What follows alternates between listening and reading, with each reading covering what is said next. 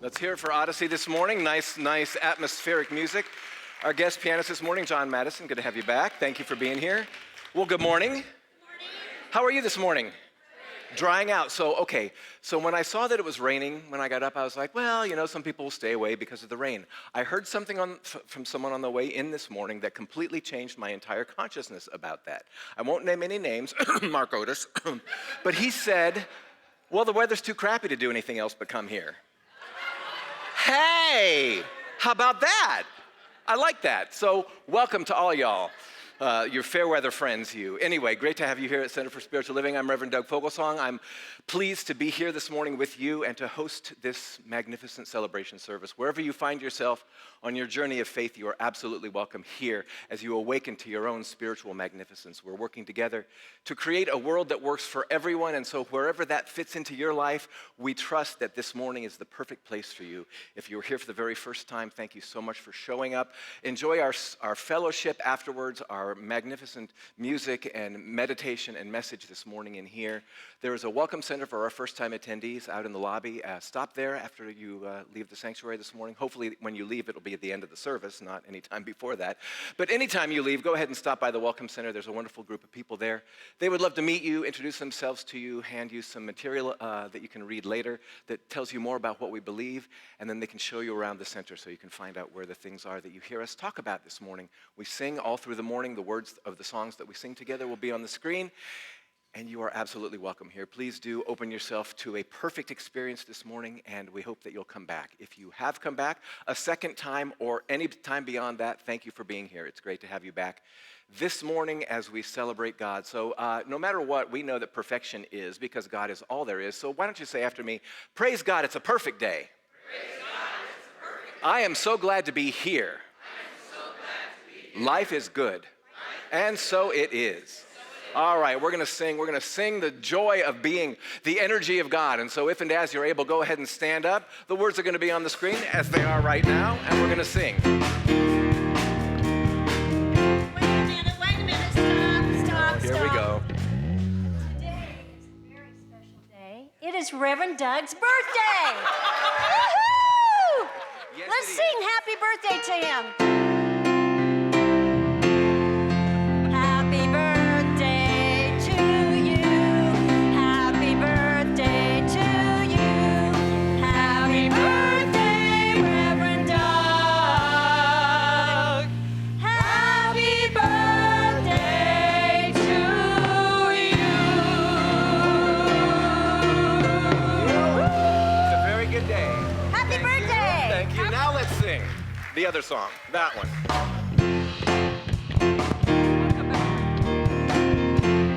Is this a tango? This isn't really a tango. Come on up.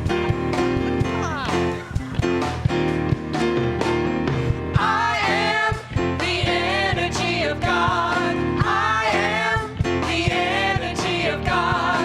I am the energy of God. I am the energy of God. That's all there is to it. Oh yeah. We're going to be the energy of joy next. Tell your face.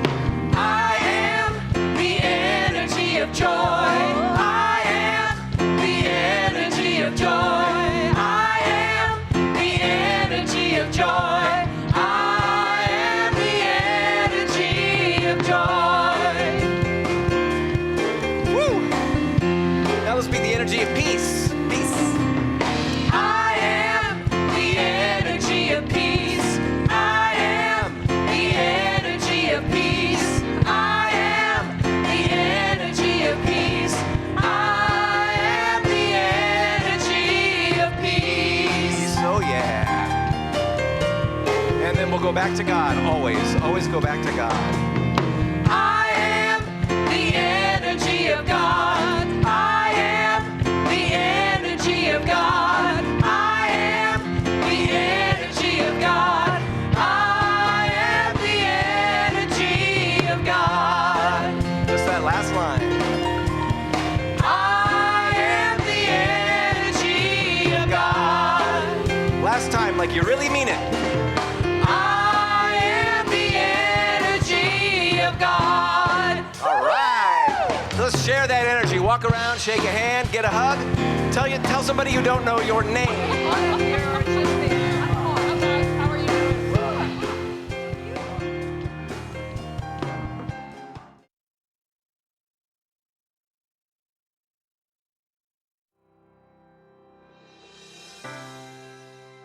I was invited to come to this center about 3 years ago. I attended services on Sundays, met a lot of lovely people, and learned a lot about being spiritual and connecting with my own inner spirituality. I took some classes, learned more about how to use these teachings in my daily life. It's an interesting process for sure. I'm grateful to have this spiritual family. That's what it feels like to me, family. I'm Larry Thompson, and I am Center for Spiritual Living, Greater Las Vegas.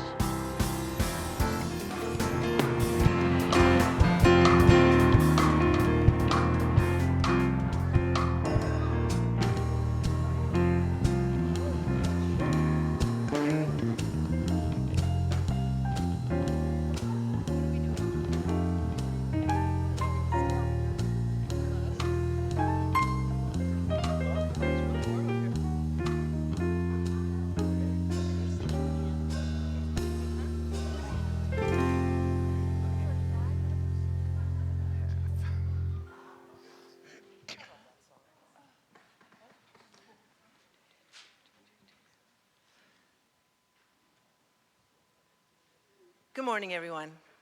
Morning. I'm Debbie Little. I'm the practitioner for this morning doing the invocation. And I welcome you, and it's great to see all of you today. I would like if you would take a moment, if you have your phone with you, to check in to Facebook and tell everybody where you are on this rainy day. And after you do that, please silence your cell phones. So we're going to start with this week's affirmation, and we're going to say it aloud. And whenever during your day you feel a challenge or a doubt, you can take this affirmation and repeat it to yourself and know that it is the truth of who you are. So let's just say the affirmation together. I am surrounded by an infinite ocean of mind that receives the imprint of my word. So we're going to take a deep breath in and just relax into this moment. We're going to let the music take us to a silent place, followed by this morning's invocation.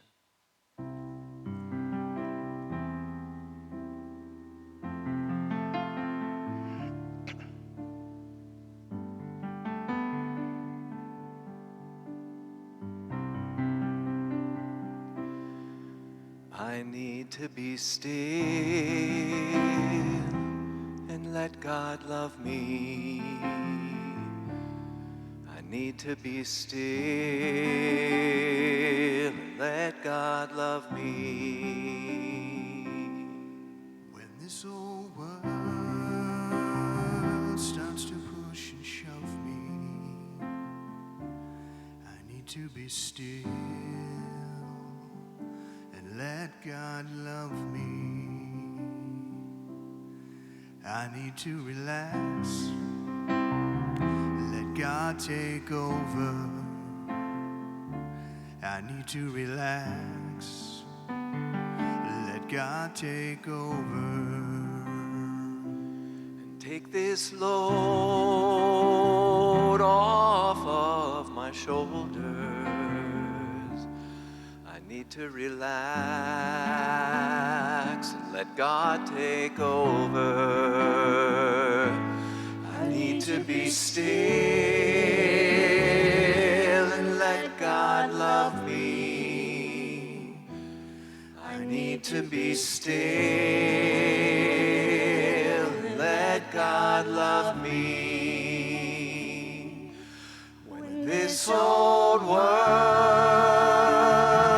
starts to push and shove me, I need to be still and let God love me. I need to be still and let God love me.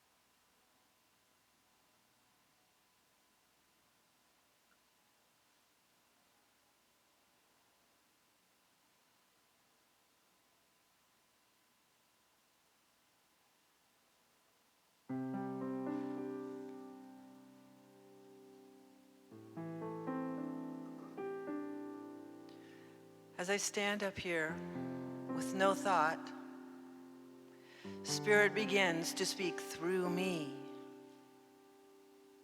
I need to be still and let God love me. That is the message that Spirit said to me. If I'm busy running around, helping other people, moving at a fast pace. I'm not taking care of myself. I'm not allowing God to take care of me. I'm still. I sit in the silence. I feel the power and the presence of God loving me. I need to relax. Allow the busyness of the day just to dissolve. Take that time for myself, as you took the time to come here today, saying, this is where I need to be. I need to hear Spirit's message, to be absorbed by it, to breathe that breath of life that breathes into me every moment, to remember that is why I'm here, to be around like-minded people, to say thank you and gratitude for all that I have, to listen to the gentle rain falling, that we are bathed again, cleansed, that each morning as we awake, we begin again. There's nothing behind us and nothing in front of us, just today in this moment. As you walk and take each step, allow yourself to experience the beauty in this day and cherish it as a gift. Be one. And be grateful for this moment and sit and let God take care of you. Rest and be still. And so I say thank you in this moment for this time together. I am so eternally grateful for each one of you present here today. And together we say, and so it is.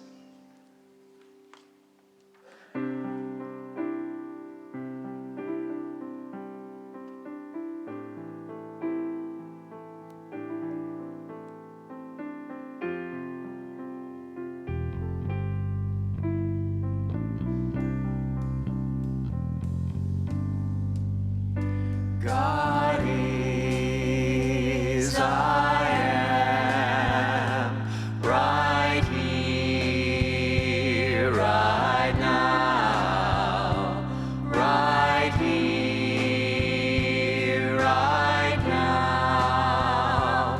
God is, I am. God is, I am that I right here, I am that I am. right here, I am that I am. God is, I am.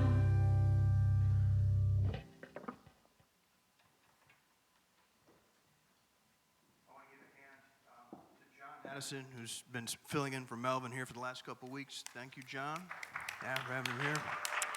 So John's going to be featured today, and John is a great composer and writer, and this is a piece called Brooks Was Here, which John arranged. For those of you who have seen Shawshank Redemption, this piece of music was playing as they leave the prison. Is that right, John? Yeah, so when John and I talked about this, we were talking a bit about freedom, so I thought, well, I should take a look at the Science of Mind and see what they have in there regarding the word freedom. So for those of you who have the Science of Mind, there's a compendium with the Science of Mind, and you can look at that and check it out. So this is what I got from the Science of Mind. Freedom is the birthright of every living soul. Man already has within himself the key to freedom, but he must come to realize his relation to this whole. Sense the freedom of this God life flowing in and through you. By that freedom, we bind ourselves until we learn how to change the thought, and by so doing, to change limitation into freedom. This song, so just contemplate that during this. This piece is entitled Brooks Was Here.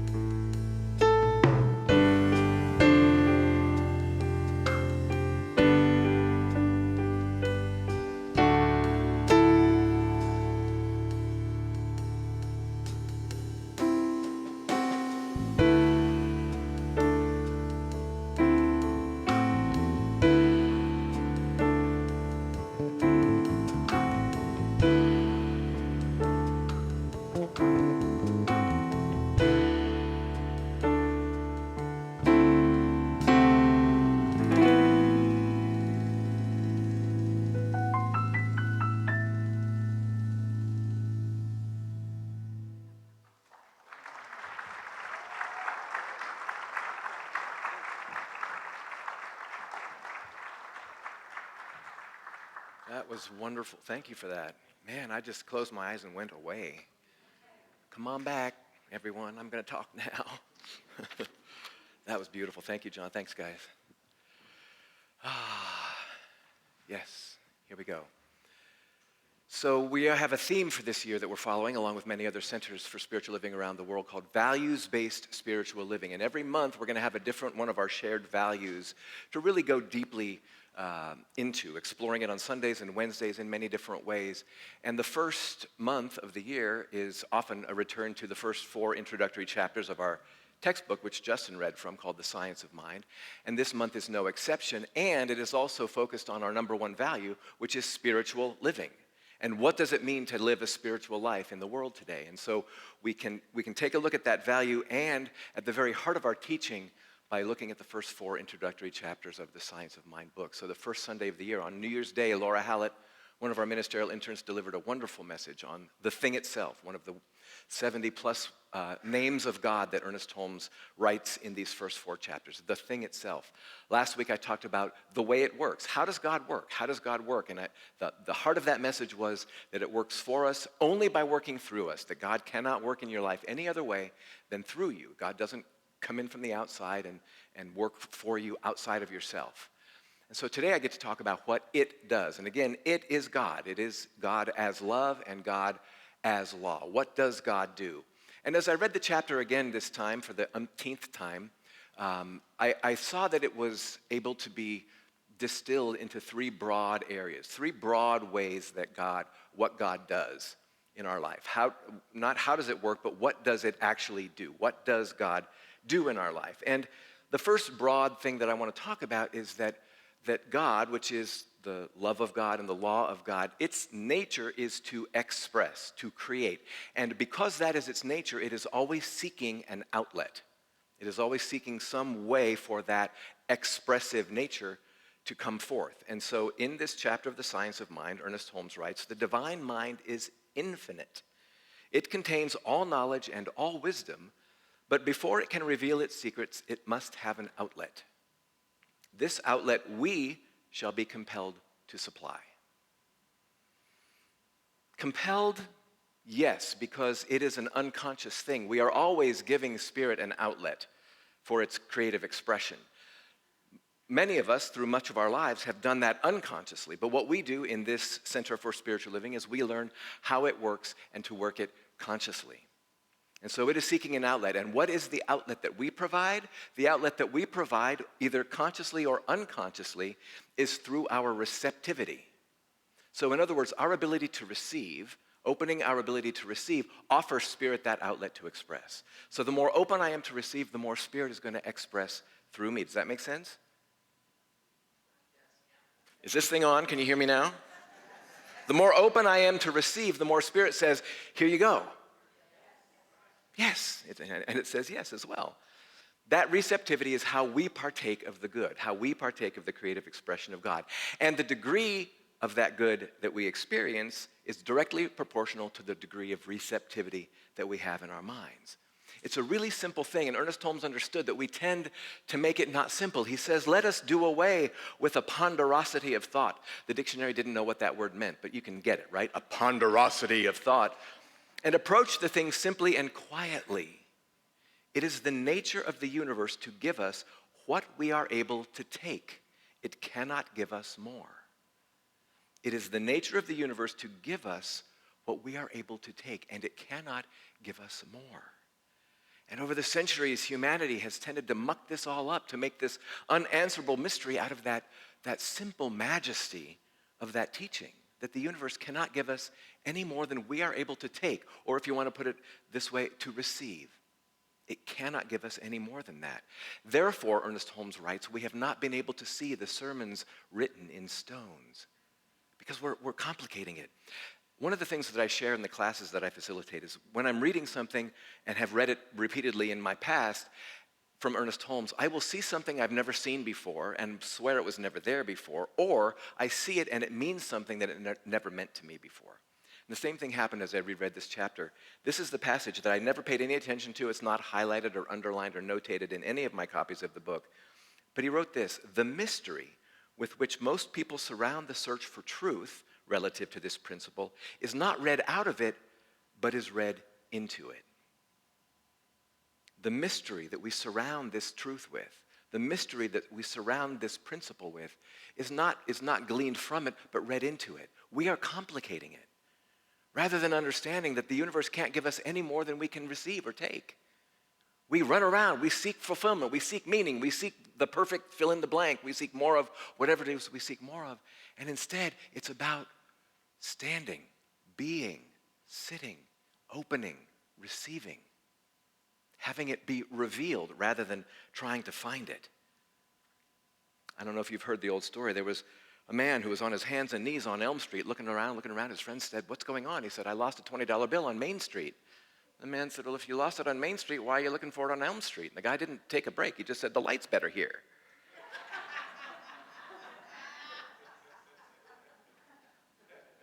The light is everywhere. You are the light. You have the light. The light is shining everywhere. And instead of running around looking for something where you think it isn't, let it be revealed that it is. It is present. It is whatever it is. It is seeking an outlet through you. So one of the broad ways of what God does is that it seeks an outlet. The second broad thing that is addressed in this third chapter of the Science of Mind book is that what God does, it rules through law. So the love, we talk about God's love, and I've said this a lot in the last few months. When we talk about God's love in this faith, the love that is God is that expressive nature. The love that is God is the nature and the desire of God to know itself, to express, to create. But that creative process, that act of creation, is governed by law. So the love and the law of God are two aspects of the one. It is love and it is law. And Ernest Holmes describes and defines this law as being both immutable, which means it never changes, and impersonal, which means that the law that is creating our life through our receptive mentality, that law works for everyone alike. It doesn't matter who is using it. That means that nobody can have the law work any differently, work any better or more or less for themselves than anyone else can. And yet, if you look around this room, if you look at the people in your life, if you look even at the people in your family or the ones that you are closest to, your spouse, your lover, you can see how differently life is being created through everybody that we know, right? It's at least a little bit different. And the reason that that's so is because everybody uses that creative agency in different ways. For many of us in this faith or a faith like this or a practice like this, it's because we have a different awareness of how it works and how we can work with it. But if you look at all of the people in your life, it depends on the consciousness of the person that is using that law that is immutable, unchanging, and that works alike for everyone. It's impersonal. It doesn't matter who's using it. So apparently this weekend we got a new president. Have you heard that? Yeah? So I read a passage this week in this chapter that I thought, you know what, this actually is not in reference to, but it pertains to that experience and to our new president. So see if you can hear the wisdom and the truth in this as well. Ernest Holmes writes, "The scientist and the philosopher, the priest and the professor, the humanitarian and the empire builder, all have caught some gleam of the eternal glory, and each has spoken in his own tongue that language which of itself is universal." And so what he's saying in there, again, is just that this law that is the creative agency of God's nature, it is working for and through everyone. And it shows up in different ways because different people have different ways of expressing it. You know, they lean a certain way, they're gifted in a certain way, or they're more conscious in a certain way than someone else might be. But it's all working with the same law.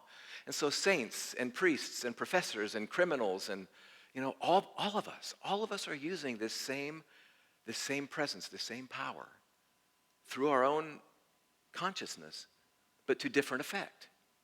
And so what that can tell us is that it is always possible for us to change the way that we're using it, to shift the way that it's showing up through us.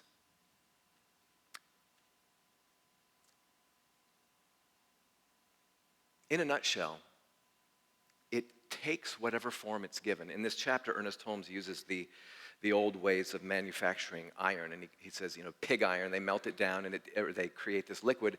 And it would, if you poured it on the floor, it wouldn't take any form at all, just a puddle. It would be the form of a puddle, but it takes whatever mold you pour it into and it hardens into that form. The same is true for this. He says it takes whatever form it is given. Or as he puts it another way, he says, the law executes the word. The law executes the word of creation.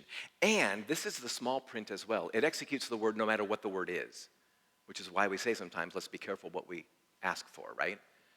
So I read this story of a couple who were celebrating both their 40th wedding anniversary and their 60th birthdays at the same time.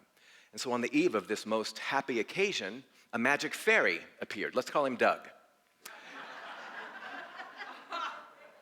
What's his name? And he said, because you have had such a loving and magnificent relationship below these many 40 years, I am prepared to give you your heart's desire. And he started with the wife, and the wife said, my heart's desire is to spend my dream vacation with my spouse. And the fairy said, it is done, and poof, they found themselves on the shores of the French Riviera. And so the fairy was still with them, of course, because that's what fairies do. And it said to the husband, okay, now it is your turn. And the husband closed his eyes and he said, well, to be really honest, I would like to have a woman 30 years younger than me. The genie said, the fairy said, it is done, and poof, he was 90 years old.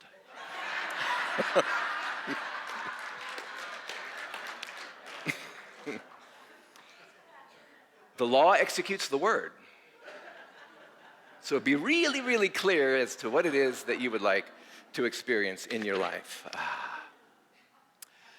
The third broad thing that Spirit does, or that God does, first it seeks an outlet, it rules through law, and the third thing that it does is it leaves the door open. Now surely God was not born in a barn, but by golly, that door is always open. It is always open. Ernest Holmes says, let us waste no further time looking for the secret of success or the key to happiness. Already the door is open, and whosoever will may enter.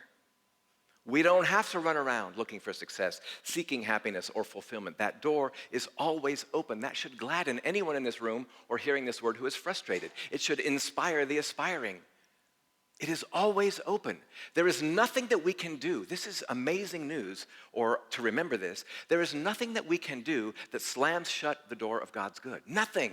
Nothing you have ever done. Nothing when you have taken the lowest road you've ever taken. Nothing you have ever done that was violent or abusive or wrong in anyone's mind has shut the door to the possibility of that good in your life. Nothing. Nothing that we do does that. The law is fully present. And so if at first you don't succeed, do again. Don't even try, just do. Because the law works, and it's always working. It has never been harmed by whatever use or misuse we have made of it. It has never gotten disgusted and walked away. It doesn't judge. It works.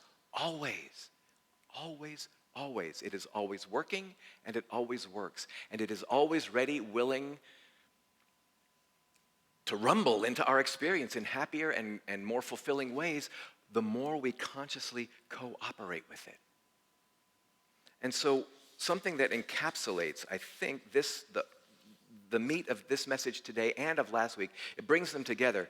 And it actually comes from the next chapter, the fourth chapter of the book, which I'm not going to get to speak on because we have a guest next week, Dr. Saul Shea. I'm going to be here with him, but so I won't have this opportunity. So it's from the next chapter, but it really does bring the 2 points last week and this week together.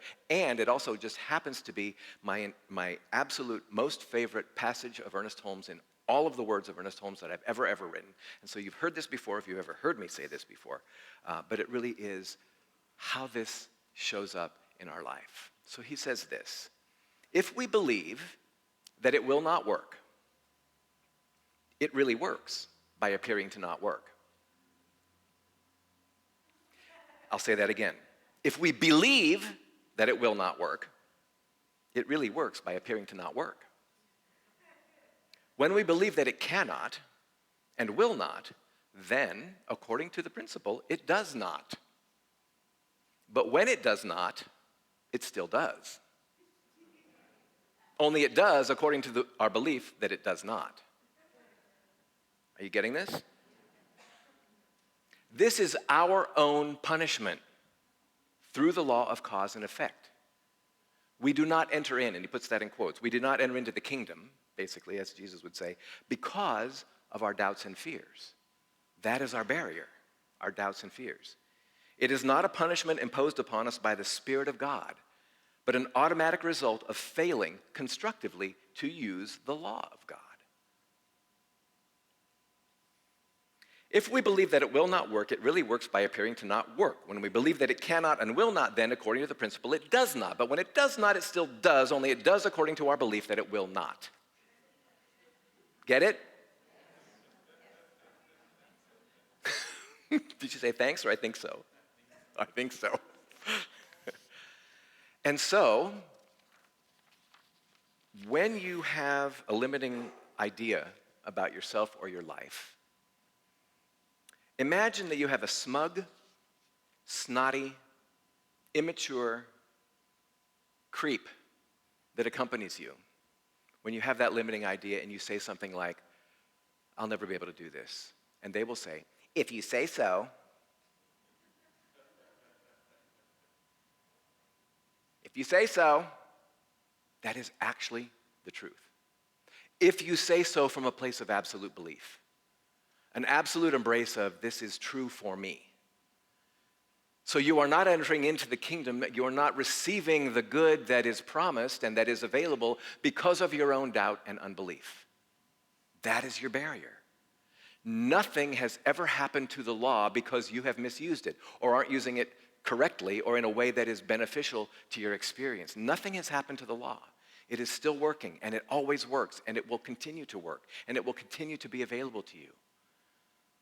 So I was following some squirrels on Friday, and I came across some more videos of the work of Byron Katie, some of the stuff that she was, and I was watching her work with individuals. And how many of you know that? Know it's basically the 4 questions and that kind of thing. So it was all really kind of relevant to what I was reading in Ernest Holmes, and I was remembering one of my stories of limitation, one of my stories of deficiency. And maybe you've heard me talk about the issues that I have while I drive, with anger and judgment and frustration and that kind of thing. And so how does that show up in my consciousness? How does that show up in my mind and what I would say and what I partially joke about but own 100% when I'm with you is I have issues with driving. Exactly. If you say so. And guess what? And so it is. And so I'm looking at Byron Katie and I'm looking at the work that she's doing. I'm like, is this true? Right? So I started doing that and I'm like, all I got to do is tell a different story or own that one and just keep it. It's up to me. But that is the simplest way I can illustrate what this is talking about. Whatever it is that I am owning with the totality of who I am, so it is in my experience. And so if you hear nothing else this month from those of us who are giving the message from the Science of Mind book, it is this. Get that you are always, always specializing the law that God is into your own experience. Always. If the experience of your life in general or in specific areas today is not what you wish it would be, if it's not happening in the ways that you wish or at the speed that you would wish or the qualities aren't there of the good that you'd like to have, then it is up to you. It is not up to me, it is not up to this center, it is not up to any institution or government or anything outside of yourself to clean up or rewire that outlet. You are providing the outlet. I, in my life, am providing the outlet. And I want you to hear that I am not saying this from a place of judgment or blame. It does no good to blame yourself for anything that's happening in your life. But when we own up to it, I could sit and talk about that driving thing of myself and blame myself for it, and I probably do a little bit. But more, it's about owning it. This has been my experience up until now, and this has been what I've declared up until now. And I shared with you last week, I see where that came from for me. I learned it from family, but I don't have to keep doing it, do I? I heard stories this week of people who were born into unimaginable circumstances and who created a very different experience when they had families of their own because they didn't want to repeat that same pattern. So the idea that we can take whatever our experience has been up until now and make a radical change is absolutely true. So it is not up to anyone else but you to effect change in your experience, if that's what you want. And so we are cleaning up our outlet. We are performing infrastructure improvements without having to get a budget passed, right? We're just allowing ourselves to do it in a different way. So the power to create the life that you want, that you've maybe even glimpsed before, is already within you. So go about doing that. And if you think you don't know how, number one, I would caution against your stating that out loud to anyone or anything, especially to yourself, because there is something in you that does know. So instead of saying, I don't know how, just affirm that the divine mind, which is right where I am, does know. And I'm going to open out a way. I'm going to allow that to be revealed. That kind of infrastructure improvements then create more joy in life and therefore more peace on earth. God is already doing through us. What it does is it's doing it through us. And so in preparation for up-leveling our throughway, for this infrastructure improvement, I want you to listen to the very last words of this chapter. Because for me, they're incredibly inspiring, and it's a great final reminder and motivator. Ernest Holmes writes this at the end of the 3rd chapter. Here and now, we are surrounded by and immersed in an infinite good. How much of this infinite good is ours? All of it. Not just ours, everyone's. How much of this infinite good is ours? All of it. And how much of it may we have to use? As much of it as we can embody. As much of it as we can embody. The universe cannot give us any more than we are able to take or to receive. It cannot give us more. So how much of the infinite good is ours? All of it. But how much of it is ours to use, to embrace, to experience? As much of it as we can embody.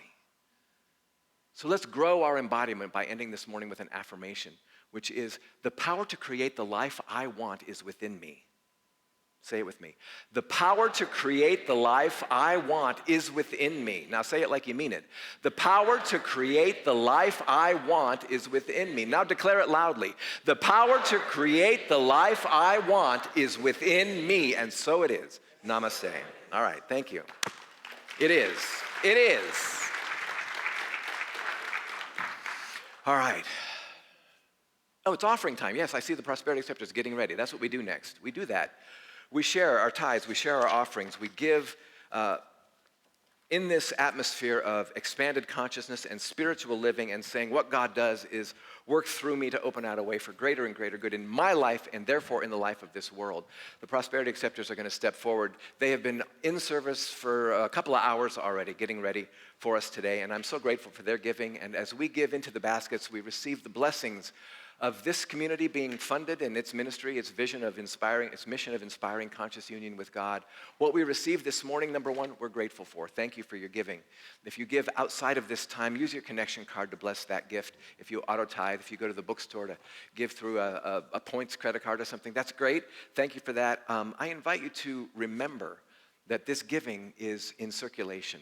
In the coming week, we circulate what we receive. We give 10% to our faith denomination Centers for Spiritual Living so that its work may continue to flourish around the world. And then we give locally a percentage of this to an organization whose mission we support in Las Vegas. So I invite you to give a silent blessing of your gift, and then we'll send them on their way.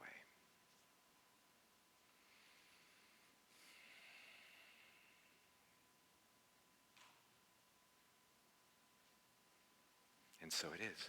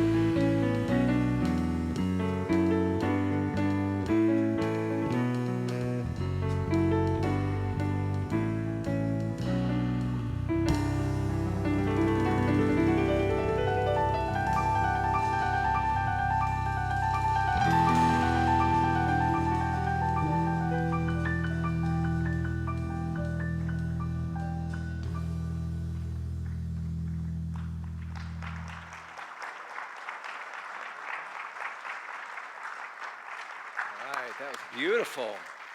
That's an original piece from John. Thank you so much for that. Beautiful. Well done. Very nice. Yeah. All right. I would like to introduce to some of you and call forward for all of us Michelle Taylor, who chairs the Global Heart Connection International Outreach Ministry. We are a week early, actually, but today kicking off the annual Season for Nonviolence brought to us by the Association for Global New Thought, and she's got a consciousness exercise for us, yeah? Yes, indeed. Here we go. Good morning. Good morning. All right, so the Global Heart Connection is the international outreach for this community, and we support our partner center, CSL Kenya in Nairobi. And we use the Season for Nonviolence to really focus on that support. And we have a couple of things that happen pretty much every month. We have some sort of an event in order to make you aware of what's going on over there. And we have our purple and green slips of paper that we're going to do. So the main thing is that for those of you that are new, we provide for CSL Kenya. Reverend Connie has 22 students, Science of Mind students, and we pay for their class registration fees, their certification fees. And then there's the Science of Mind School in Nairobi, Kenya, in the slum, and she teaches there, and then the headmaster and his wife are her students. They're on the board, and they're on their way to becoming her practitioners. So at the school, we help every year by paying for registrations. Our goal is to keep kids in school. It's safe, and it helps change the cycle of poverty. We pay for uniforms, books, and a school lunch program. Our lunch program is really the only meal that those children get. So we'll start those sponsorships the first Sunday in February because we have a lot going on in January, and it gives the kids just came back, so it gives them a chance to see who's back and what the needs are. But today we have our luncheon. It's a soup and salad luncheon in perfect weather for that. We have 4 soups over there. They're really good, vegetarian as well. And this money helps pay for our pledge. We have a $2,400 that we pledge because Reverend Connie can't work over there. And really when your students are earning $20 a month, it's really hard for them to pay for a minister. So this provides the ability for her to stay there and to do the teaching. And she's doing that year-round now, actually, except for 1 month out of the year. So she finally is officially in Kenya. So today it's $10, $5 for kids. We have soup, salad, and earthquake cake, which I think we probably should rename because we don't want any more of those out there in the world. So please come and join us for the luncheon. The next part, and if Joe will put up the lights because you might need to, we have purple and green slips. And the history behind this is that the committee comes together and we vision each year. And we say, God, what is it that's standing in the way of global peace? What is it that we as a community can do? And Reverend Connie's community is doing the same thing with us. What is it that we can do to help create peace and oneness and understanding that we actually are all the same? And so whatever comes up for us, we break up, and so we split that each month onto the purple slips, and then we ask God, what is it that we need to embrace for this world and for us as a community to come together? And that's the green slip. So I'm going to do a short meditation, and your purple slip for the month of January is, today I choose to release bitterness. This slip is your opportunity to write down whatever. Listen, whatever God's saying, if it relates to bitterness, not, it doesn't matter. This is your chance to truly just let go of those deep, dark secrets, that stuff that is standing in the way of you being the presence of God every single day. You write it on here, you fold it up, it goes in the red bowl. The practitioners on the committee, we pray over it, we burn it, and release it back to nothing, because that's really all that it is. It's just our belief. and let it go. Use this opportunity to let it go, whatever it is. And then on the green slip, put it on your mirror, in your dashboard of your car, put it up at work, and use this as an affirmation to remember. Today, I remember to embrace togetherness. Your coworker that annoys you, we are one. We're together. We are working together to build a better world, individually and globally. So you should have a pen, and you have your purple paper, and we're going to close our eyes, and we're just going to take a moment to breathe deeply. Just remember that we are in such an amazing sacred space. And release, because that's what we're about to do, to just release. And as we inhale, we say, God, what is it that you want me to release today? Today, I choose to release bitterness. Whatever that looks like, any regrets, any resentment, anything that is standing in the way of my being the very truth of who I am, the presence of God in my life. And when you're ready, write it down.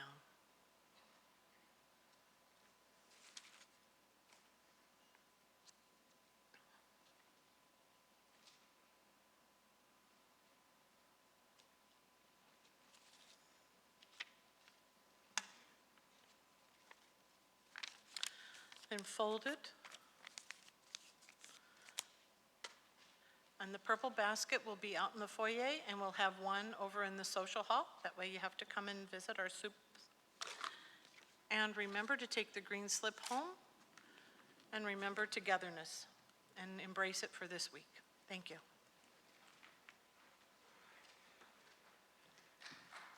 Yeah, they're doing great work. Let's acknowledge that. So one of the other things is that this is a charitable organization, and so we are doing our due diligence by presenting your prior year giving statement. So please pick that up on your way out of the sanctuary. You'll see two of our wonderful volunteers standing at the doorway to the office ready to hand you your statement. That helps us be better stewards of the money that you give us by saving on postage. So please do stop and pick that up on your way out today. We have a book of the month every month. This month is a great work by Ernest Holmes. Not the Science of Mind textbook, but rather This Thing Called You. It's a shorter read, and it's a really powerful and personal application of the heart of this teaching. That's 20% off at the bookstore, as well as they're blowing out all the greeting cards over there. I just saw that on the door, so stop by our bookstore today as well. We are in the season for classes. Our adult Science of Mind classes are beginning now. Some have already begun, and some are starting in the coming week or two. We have Beyond Limits, which is the very first official certificated class that you can take. The Edinburgh Lectures, taught by Reverend Cindy DeLong, one of our staff ministers. Sharon Nelson's Radical Forgiveness class is happening. You've heard me talking about the Prosperity Plus 2 class. Last Sunday was the announced end of registration.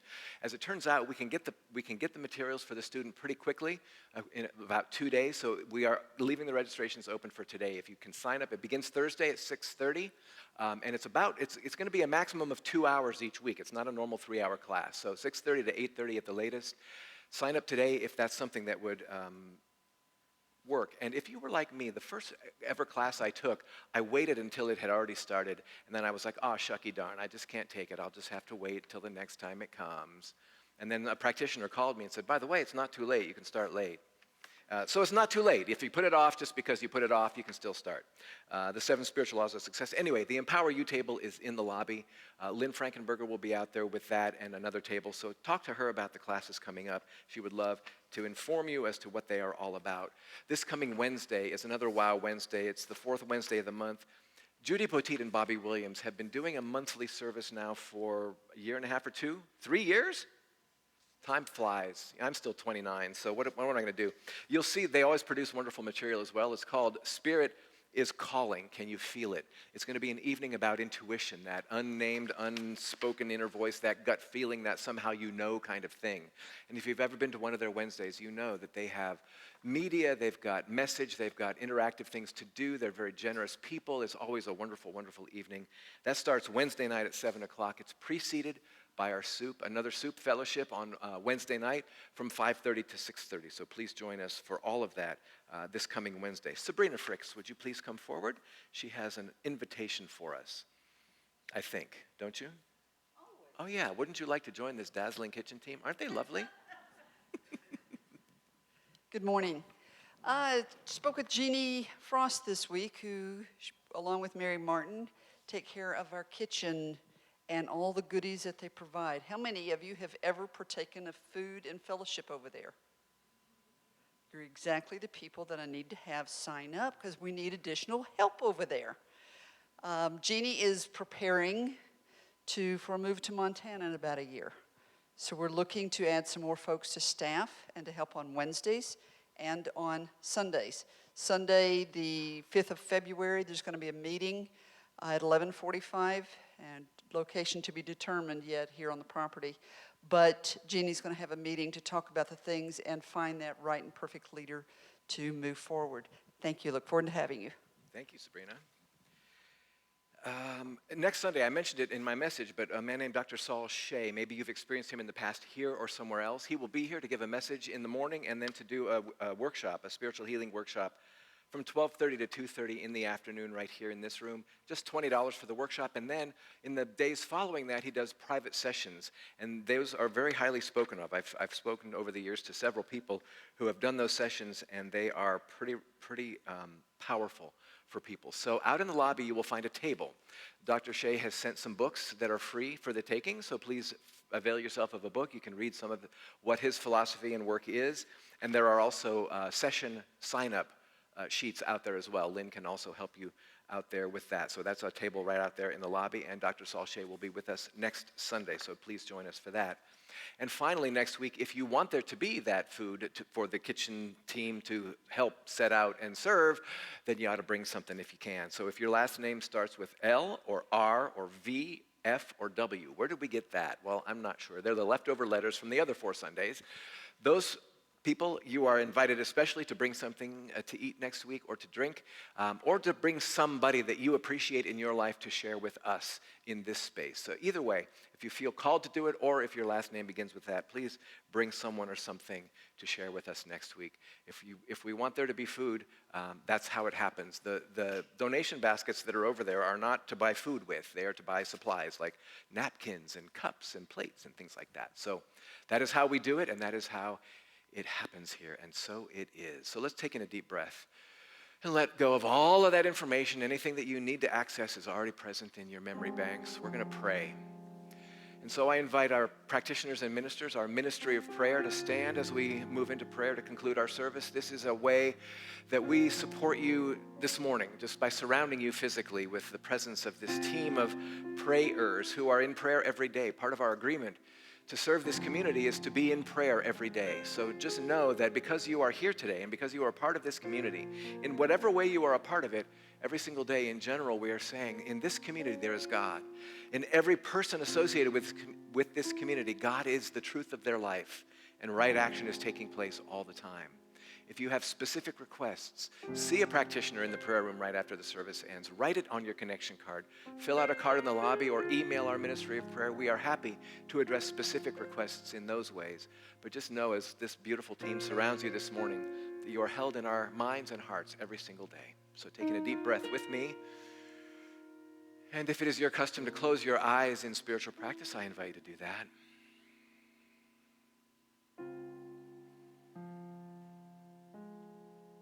And I take this time to remember, to acknowledge and to recognize the single greatest reality that we can know, and that is that God is all there is.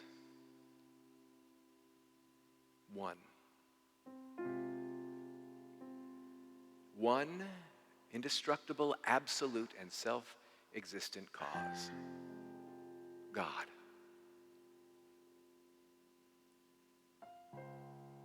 And in the beginning, When the universe was created in the beginning, when time and space came into being, God already is in its fullness. There was nothing else for this universe to wink into existence from but the very substance of the Creator. And so there is still only one. There is no other. It's all God. So we open our consciousness to that reality, to know that this one is the presence, the energy, the activity, and the creation of good, of life. It is love and right action and beauty and peace. It is order and wisdom and right action. It is supply. It is creativity. It is joy. And it is fully present right here. As we heard from Ernest Holmes, we are surrounded by and immersed in it. It's all that we are. There is no place where God ends and any of us begins. It's all God. So in this moment, I unify myself with that. I claim that as my truth, and I accept it as my reality. And because I know that this is the truth of all being, and my being, it is the truth of everyone and everything.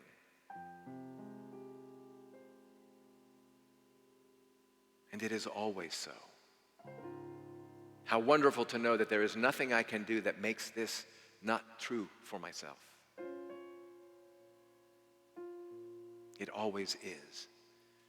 And so in this moment, I open myself in a greater way. I allow Spirit an outlet, which is what it is always seeking. And I affirm and accept the same for each one who is hearing these words. That outlet is being provided right now. Clearer, more wide open than ever before. And by the very law of its own being, it must create according to that opening, that greater opening in consciousness, that greater receptivity. And I also affirm that no matter where I have closed the door in my own life up until now, I remember that that door actually is open. And so I return my attention to that and I step through it, opening myself to a greater and greater experience of good, in whatever ways it shows up in my own heart as desire, as acceptance. And I know that that is its nature. That the power and the ability and the opportunity to create the life I want is already within me, and always is and always has been. And I accept that for each one of us. And so as we are reminded this morning of these things that God does and that it does through our own belief, our own receptivity, we say yes. We say yes to that good. We say yes to the conscious mind of God operating within us. And we say yes to it showing up in a far greater way than it ever has before. No limits. I am so grateful for this. I'm so grateful for this reminder, for this space where we can remember and celebrate and encourage and accept together. And I give thanks for the presence of each one in whatever way, in whatever form, because all of it is God. So we let go now, beholding God as we have never beheld God before, as everything of this experience. We let go of the word, we let go knowing that it's already in that law, that immutable, unchanging, absolute law that is creating according to our belief, our acceptance, and our receptivity. It is good, it is done, and together we say, and so it is. I am letting go of the things that no longer serve me. As I'm letting go, God's revealed and I am whole. I am letting go of the things that no longer serve me. As I'm letting go, God's revealed and I am whole. I am letting go of the things that no longer serve me. As I'm letting go, God's God's revealed and I am home. Okay, if and as you're able, let's go ahead and stand up. We're going to finish this piece by singing I Release. I release and I let go. I let the Spirit run my life, and my heart is open wide. Yes, I'm only here for God. No more struggle, no more strife. With my faith I see the light. I am free in the Spirit. Yes, I'm only here for God. I release and I let go. I let the Spirit run my life, and my heart is open wide. Yes, I'm only here for God. No more struggle, no more strife. With my faith I see the light. I am free in the Spirit. Yes, I'm only here for God. No more struggle, no more strife. With my faith I see the light.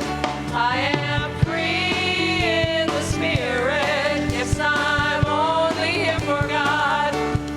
Yes, I'm only here for God. Yes, I'm only here for God. Woo! So reach out on either side of you, make a connection hand to hand as we continue to stay connected heart to heart. Please say after me, something wonderful is happening through me right now. It is this thing called life. Life is in my mind. Life is in my body. Life is in everything I do. I am it. I receive it. I share it. And I accept it. Just the way that it is. And just the way that it is to be. Thank you, life. Amen.